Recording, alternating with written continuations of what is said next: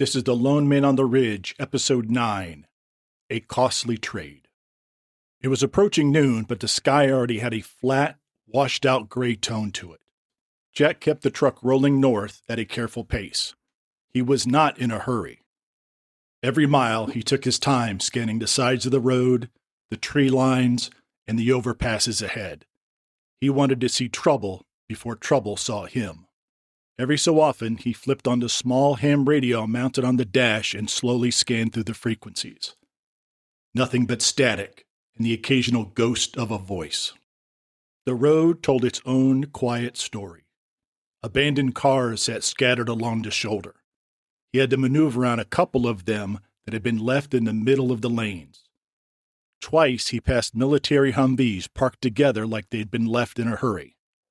Every so often, he'd catch movement on an overpass. A truck or car crossing above him, then disappearing from sight.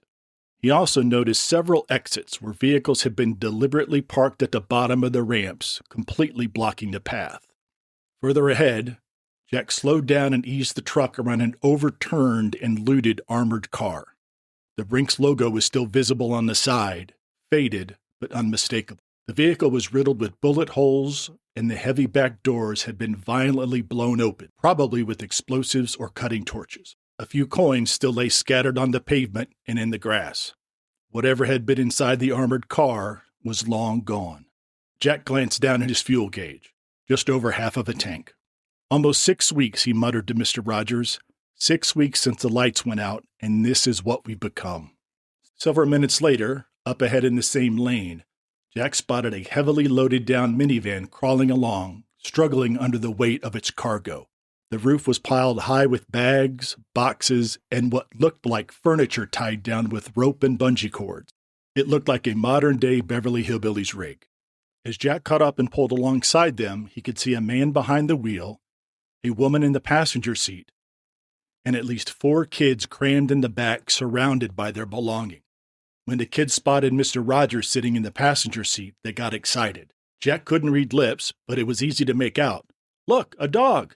Mom, look, a dog!" One of the little girls started waving enthusiastically at Mr. Rogers. Mr. Rogers perked up, his tail thumping against the seat.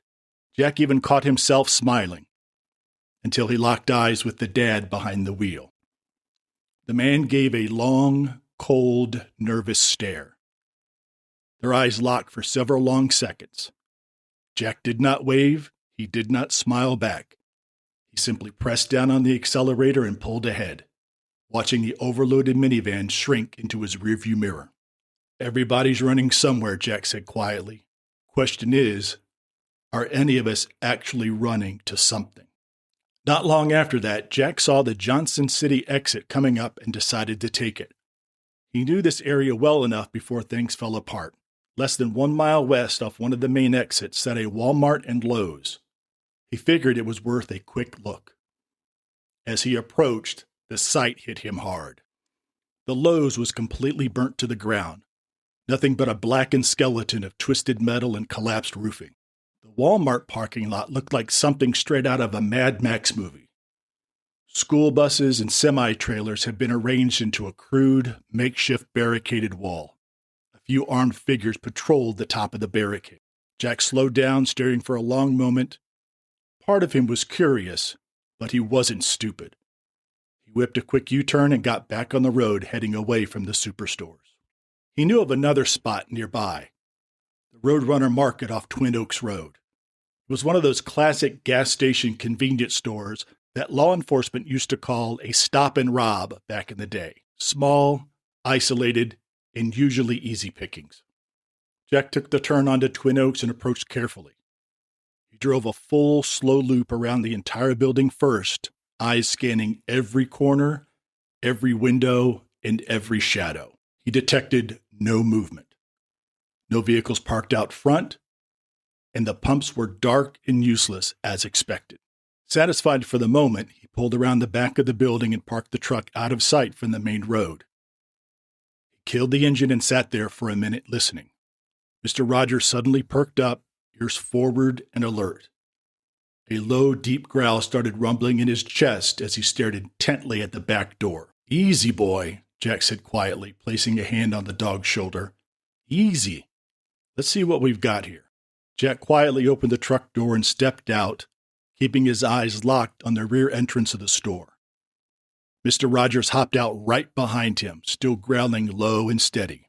Stay close, Jack whispered, drawing his Glock. He approached the back door, which was slightly ajar, and pushed it open with his foot.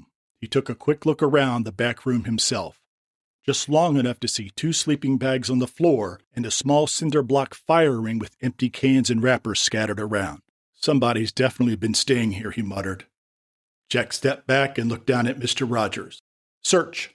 Mr. Rogers immediately went into work mode. The dog moved forward with a purpose, nose to the ground, clearing the back room first, then pushing through the swinging door into the main convenience store area. They moved past the connected Dunkin' Donuts section.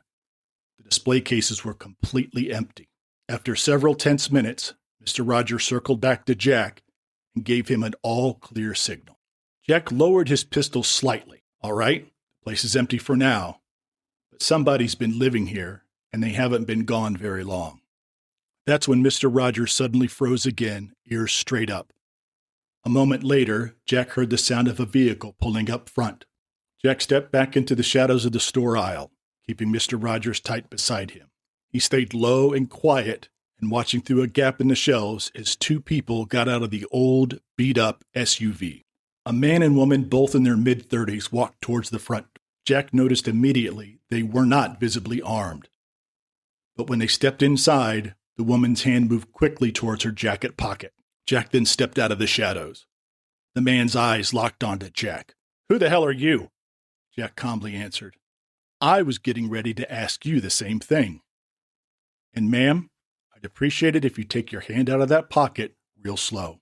The woman slowly pulled her hand out of her jacket pocket, empty. She raised both hands slightly above her waist to show Jack that she was not holding anything. Easy, she said, her voice calmer than her partner's. We're not looking for any trouble. The man still looked tense, his eyes flickering between Jack's Glock and Mr. Rogers. This is our spot, he said flatly. We've been coming here for weeks. You can't just roll in here and make it your home. Jack kept his posture relaxed, his pistol still in his hand. Well, I didn't see your name on the door, Jack replied. I cleared the building, saw the sleeping bags in the back, figured somebody was using this as a crash pad, just didn't know if they were still here. Jack gave them a long, slow look. You 2 alone, or are there more of you? The woman answered before her partner. Just us. We move around a lot, but we come back here every few days. It's one of the safer spots left around here. She then glanced at the empty shelves and then back at Jack. You don't look like you're from around here. Are you just passing through? The man let out a sharp, sarcastic laugh. While you're at it, babe, why don't you just give him our full names, date of birth, and social security numbers, too? Jack allowed himself a small, dry smirk at the man's sarcastic comment, but did not lower his guard. Relax, Jack said evenly. If I wanted to rob you, I wouldn't have let you walk into the store. My name is Jack, and this is Mr. Rogers. He finally lowered his Glock, though he kept it in his hand instead of holstering it. Mr. Rogers remained tense at his side. The woman started to speak. I'm Lisa, and this is my husband, Matt. Before she could finish, Matt cut in sharply, staring hard at Jack. What the hell are you even doing here? Jack looked Matt directly into his eyes and answered calmly. I am just passing through. I came up from Asheville, and I'm looking for a safe place to bed down for the night before I get back on the road tomorrow. Matt did not look convinced. He kept his arms crossed tightly over his chest, still studying Jack with clear suspicion. Lisa gave her husband an annoyed look before turning back to Jack. Well, you found it, she said, gesturing around the empty store. This is pretty much the only place around here that has not been completely stripped or taken over. Matt let out a frustrated breath and finally uncrossed his arms. I'm just looking for a safe place to crash for the night. Nothing more, nothing less, said Jack. There was a long pause. Matt broke the silence. Fine, he muttered. You can stay the night, but we sleep in the back room. You stay up here, and your dog better be quiet. Jack gave a small nod.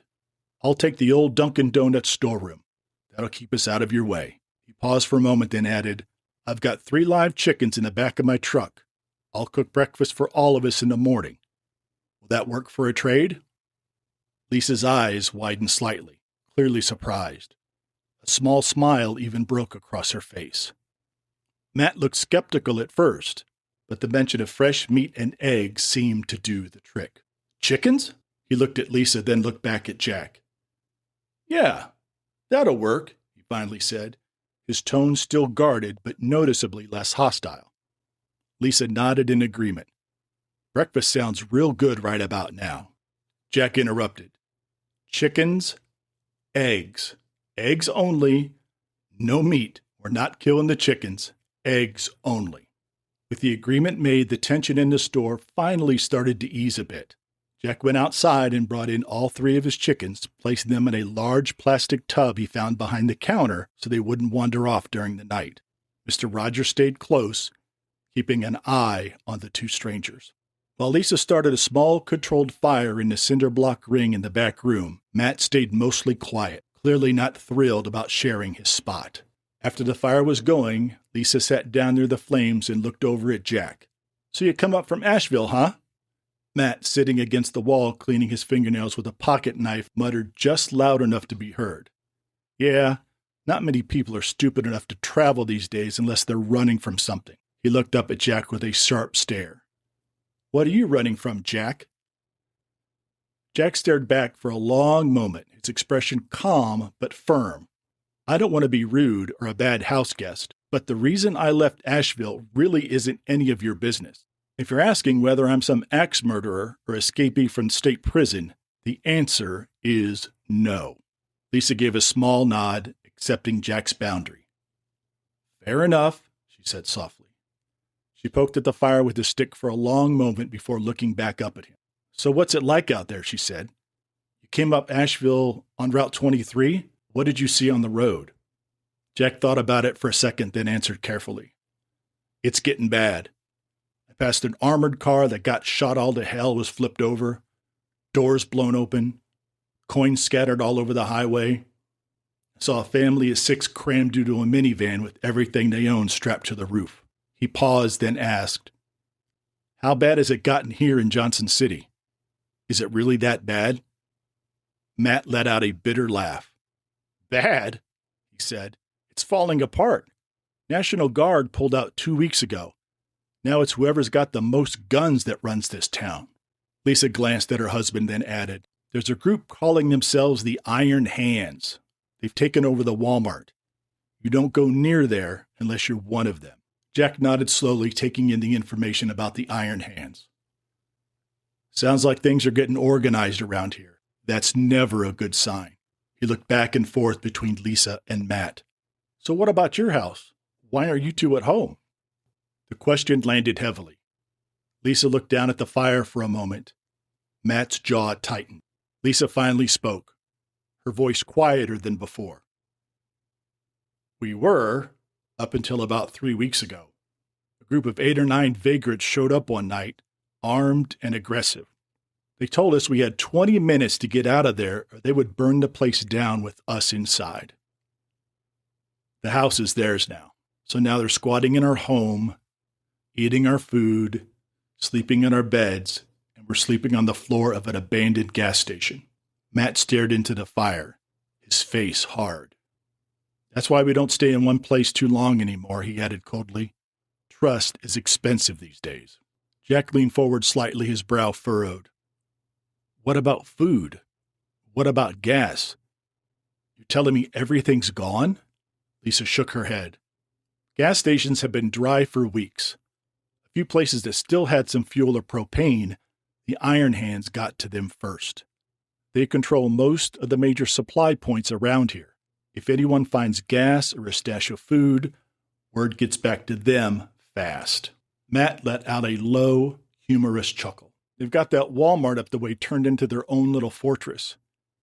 Anybody who wants to trade has to go through them, and their prices ain't cheap. Most people around here are down to eating whatever they can scavenge or grow in their backyard.